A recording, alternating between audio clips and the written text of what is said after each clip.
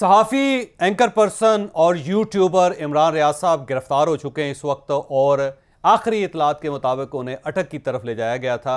और जब वो लाहौर से इस्लामाबाद आ रहे थे तो इस्लामाबाद टूल प्लाजा पे उन्हें पुलिस से रोका और रोकने के बाद उनको गिरफ्तार कर लिया गया। और इमरान रियाज साहब का ये दावा है कि मैं इस्लामाबाद आ रहा था, इस्लामाबाद हाई कोर्ट से मेरी बेल है, सुबह मेरी तारीख थी और मैं आ रहा था, लेकिन मुझे इस्लामाबाद पहुंचने से पहले ही गिरफ्तार कर लिया गया। और अब तक की इतलात यही है कि उन्हें पंजाब पुलिस ने गिरफ्तार किया और इस गिरफ्तारी का खदशा वो बार बार जाहिर कर रहे थे। अगर आप उनकी पिछली 2-3-4 वीडियोस देखें तो उनमें यूँ महसूस होता है कि उन्हें ख़तरा था, उन्हें अंदाज़ा था कि उन्हें गिरफ्तार कर लिया जाएगा।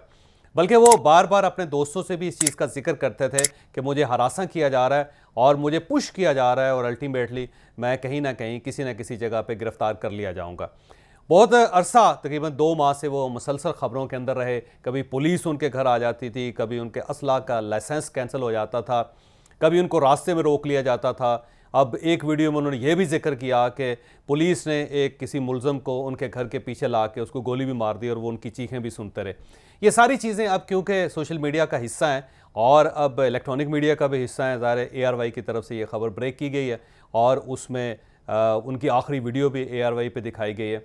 बल्कि ये वीडियो वायरल है, उनके वकील ने मुख्तलिफ लोगों को भिजवाई, जिसमें मैं भी शामिल हूँ और हम सब ने इस वीडियो को देखा। अब इमरान रियाज साहब जो है ना, एक पूरी एक केस स्टडी हैं और मेरे उनके साथ एक पुराना ताल्लुक़ भी है। हम एक ही ग्रुप के अंदर रहे हैं और उसके बाद वो मुख्तलिफ जगहों पे होते हुए दोबारा एक्सप्रेस में आ गए थे। मैं थोड़ा सा इमरान रियाज साहब का आपको बैकग्राउंड बताता हूँ, फिर उसके बाद हम इस कहानी की तरफ आते हैं कि उन्हें क्यों गिरफ्तार किया गया और अब इनका फ्यूचर क्या है। पहली बात तो ये है कि इमरान रियाज साहब एक रिपोर्टर थे और अच्छे रिपोर्टर थे और इनकी पॉलिटिकल बीट होती थी।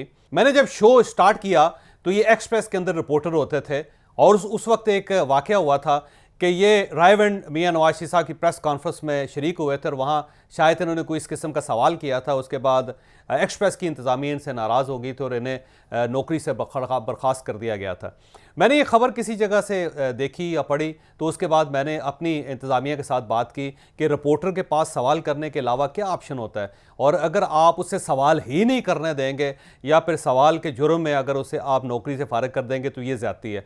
बहरहाल मैं ममनून हूँ अपनी इंतज़ामिया क्या कि उन्होंने अपना ये फ़ैसला वापस लिया और इमरान रियाज साहब को दोबारा एक्सप्रेस के अंदर नौकरी पे बहाल किया।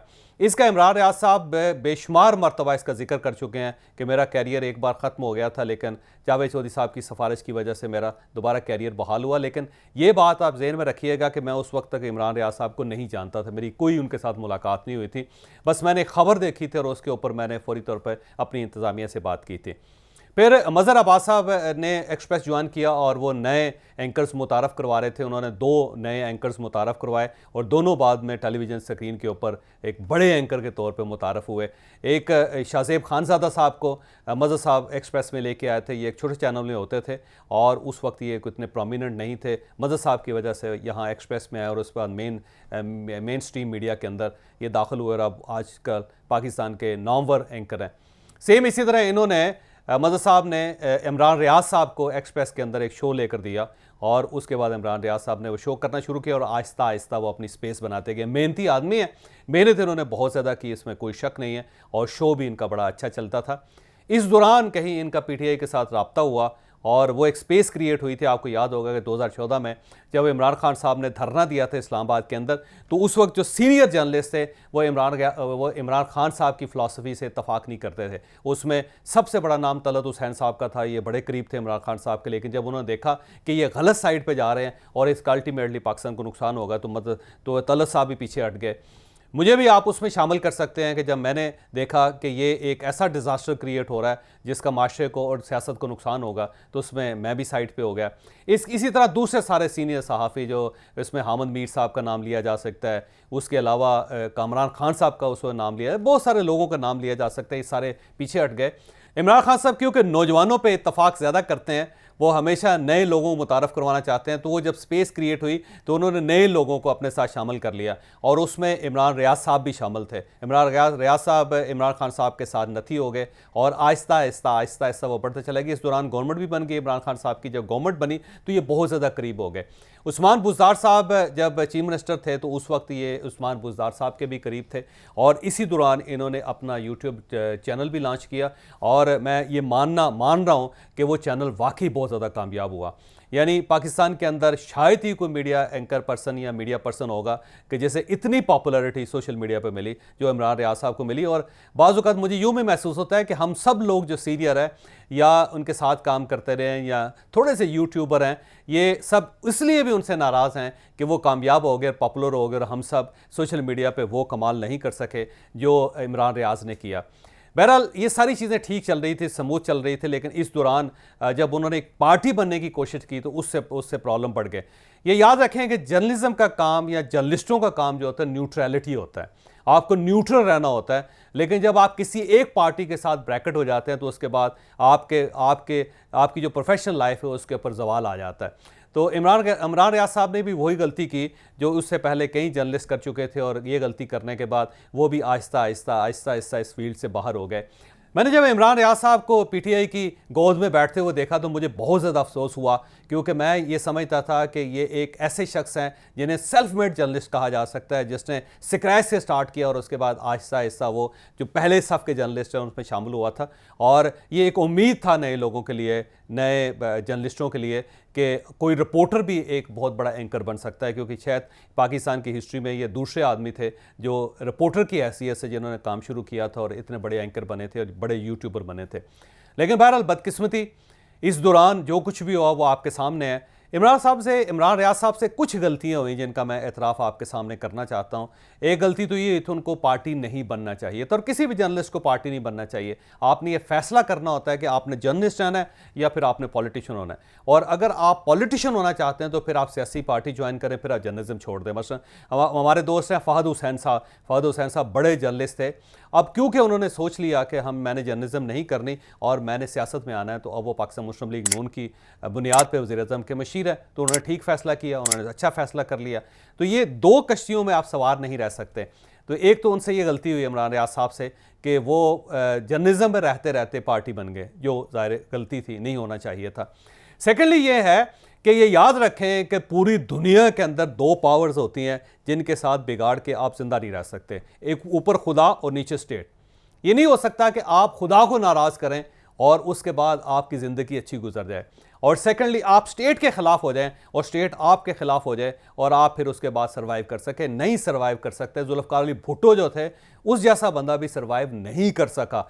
और आपको याद होगा कि पाकिस्तान की हिस्ट्री में बेशुमार बेनज़ीर भुट्टो सर्वाइव नहीं कर सके, मियाँ नवाज शरीफ साहब सर्वाइव नहीं कर सके, इमरान खान साहब इस सर्वाइवल की जंग लड़ रहे हैं, लेकिन मेरा ख्याल है कि शायद ये भी सर्वाइव नहीं कर सकेंगे, क्योंकि दुनिया की हिस्ट्री तो यही कहती है कि आप स्टेट से लड़ के ज़िंदा नहीं रह सकते या कम अज़ कम अपने प्रोफेशनल तौर पर ज़िंदा नहीं रह सकते।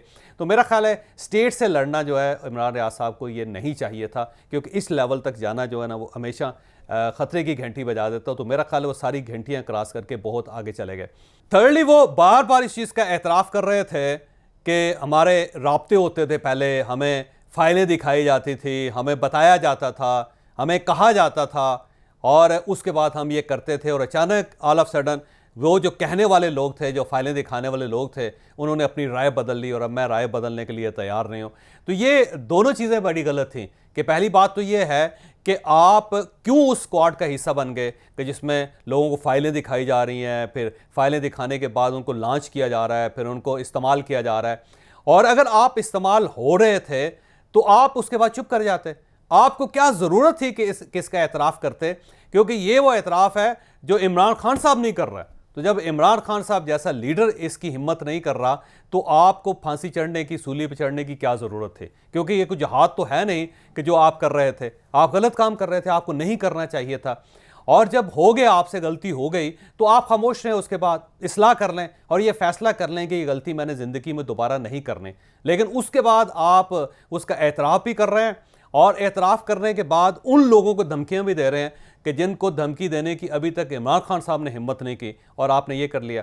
फिर उसका चौथी गलती यह है कि इमरान खान साहब का एक फंक्शन था, आपको याद होगा, Islamabad high court bar association ने किया था, उसमें आपने तकरीर भी ठोक दी।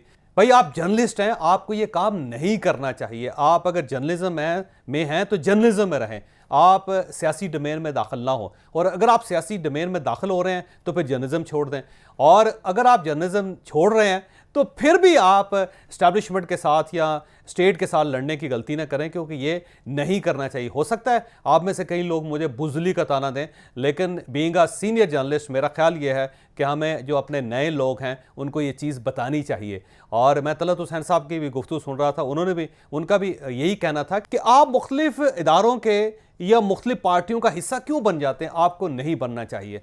और आखिरी चीज़ जिसका मैं जिक्र करना चाहता हूँ, इमरान रियाज साहब ने अगर कोई जुर्म किया है तो उनको बाकायदा सज़ा मिलनी चाहिए, लेकिन वो कोर्ट के ज़रिए, अदालतों के ज़रिए, प्रॉपर तफ्तीश के ज़रिए। इस तरह किसी को रास्ते से उठा लेना ये भी ज़्यादती है, ये तौहीन है। मेरा ख्याल है ये काम भी नहीं होना चाहिए। मैं जहाँ पे इमरान रियाज साहब की गलतियों का एतराफ़ भी कर रहा हूँ और थोड़ी सी मजम्मत भी कर रहा हूँ और जसारत भी कर रहा हूँ, मुझे पता है कि शायद उनके साथ मेरे तल्लुकात ख़राब हो जाएँ, क्योंकि मेरे लिए वो बहुत अजीज़ हैं और मैं उनके साथ ज़िंदगी में आगे भी चलता रहूँगा। लेकिन साथ साथ मैं अपनी रियासत से भी ये दरख्वास्त करता हूँ कि कानून जो है वो हर सूरत नज़र आना चाहिए। किसी को रास्ते से उठा लेना या किसी को यरगमाल बना लेना या किसी को हरासा करना, किसी को प्रेशराइज़ करना, ये ठीक नहीं है, स्टेट का काम नहीं है ये। आप अगर इमरान रियाज साहब ने कोई गलती की है, आप उनको नोटिस भेजें, आप उनको अदालत में बुलवाएं, आप उनको उनके खिलाफ FIR करें, आप उनको FIA में बुलवाएं और वहाँ पे उनसे पूछें, और अगर वो जुर्म साबित हो जाता है तो आप उनको ज़रूर सज़ा दें। लेकिन अगर किसी जगह पे जुर्म साबित नहीं होता तो इस तरह किसी शख्स को रास्ते से उठा लेना ये ज़्यादती है। इससे स्टेट का जो वक़ार है वो बहुत ज़्यादा मजरूह होगा, ये नहीं करना चाहिए। अब मेरा ओपिनियन, वो हर जो शो के बाद मैं अपना ओपिनियन देता हूँ, तो माई ओपिनियन, अल्लाह ताला जब इज़्ज़त दे तो दुआ करें कि अल्लाह ताला उसे संभालने का हौसला भी दे, हिम्मत भी दे। बाज़ औक़ात हम होता ही है कि हमें अल्लाह ताला इज़्ज़त दे देता है और हम उसे संभाल नहीं पाते, तो संभालने की दुआ भी साथ साथ करनी चाहिए कि या परवरदिगार, मुझे अगर अरूज दिया है तो साथ मुझे इस अरूज को संभालने की हिम्मत भी दे। दूसरी चीज़, कभी भी आप बैल मुझे मार की पॉलिसी इख्तियार नहीं करनी चाहिए।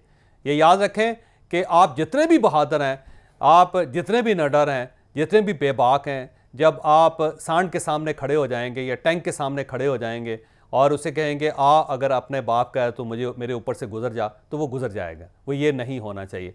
और थर्डली है कि कभी भी पार्टी नहीं बनना चाहिए। अगर आप जर्नलिस्ट हैं तो आप अफोर्ड ही नहीं कर सकते कि आप किसी एक साइड पे खड़े हो जाएं। आप दरमियान में रहें, इनकी बात भी सुने, इनकी बात भी सुने।